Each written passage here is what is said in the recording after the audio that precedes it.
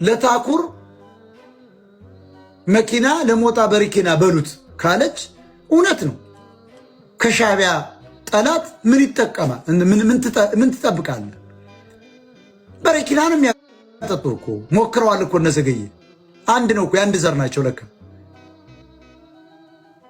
ተግባባን? እውነታችሁን ነው። ለሞጣ በረኪና ነው የሚገባው። ምክንያቱም ለማይመለከተኝ ህዝብ ስታገል ነበር። በረኪና ለሚያጠጡኝ ሰዎች ለዘመዷ መኪና ለሞጣ በረኪና ማለቷ ትክክል እውነት ነው።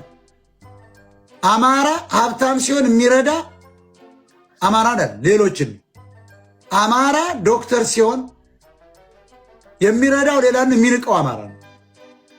በእኛ በአማራዎች በተባለው ህዝብ ላይ እኮ እየደረሰ ያለው ይሄ እኮ እያየን ነው።